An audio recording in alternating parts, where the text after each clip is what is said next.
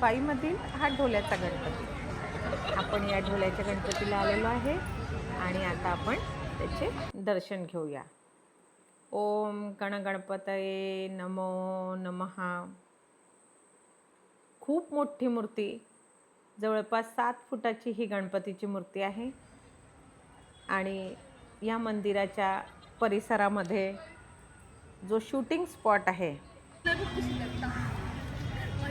तो अतिशय सुंदर असा शूटिंग स्पॉट आहे. त्यामुळे येथे अनेक सिनेमाचे शूटिंग होतात.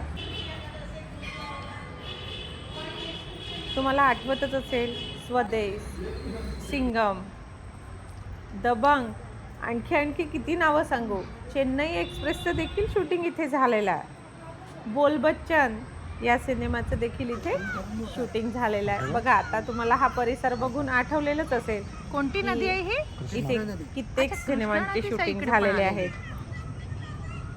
आठवलं का? दुनियादारीचं शूटिंग देखील इथेच झालेलं आहे बरं का.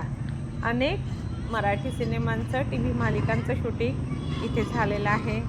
त्यामुळे हा कृष्णा नदीचा घाट, हा मंदिर परिसर आणि हा ढोल्याचा गणपती अतिशय प्रसिद्ध असं ठिकाण आहे.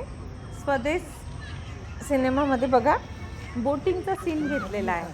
हा या नदीकाठावरच घेतलेला सीन आहे. कोणती नदी आहे ही? कृष्णा नदी. अच्छा, कृष्णा नदीचा इकडे तुम्हाला पण गाणं आलेली. आठवलं का?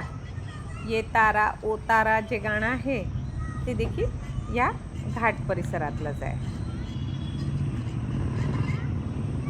गणपतीचं मंदिर आणि शूटिंग परिसर, त्यामुळे हा ढोल्याचा गणपती खूप प्रसिद्ध आहे. आणि आणखी माहिती आहे का तुम्हाला या गणपतीबद्दल? तर हा गणपती पेशवेकालीन आहे आणि या गणपतीच्या मंदिरामध्ये तुम्ही जी काही मनोकामना मागाल ती मनोकामना पूर्ण होते. असाच प्रसिद्ध असलेला हा ढोल्याचा गणपती. पेशव्यांच्या काळात बांधलेलं हे जे मंदिर आहे, हे कृष्णा नदीच्या काठावर उभं असलेलं मंदिर. हे मंदिर केवळ धार्मिक नाही तर इतिहासाचं देखील एक जिवंत कोणती उदाहरण नदी आहे आहे. ही? कृष्णा नदी. आणि अच्छा, कृष्णा नदीचा इकडे पण फिल्म आलेली. शूटिंगसाठी अतिशय सुंदर असा स्पॉट आहे. बघा किती सुंदर मंदिर आहे. तुम्ही ढोल्याच्या गणपतीला अवश्य एकदा भेट द्या आणि अनुभवा इथे कोणकोणत्या फिल्मचं शूटिंग झालेलं आहे. हे मंदिर केवळ भक्तीचं केंद्र नाही तर ऐतिहासिकदृष्ट्या देखील याला खूप महत्त्व आहे.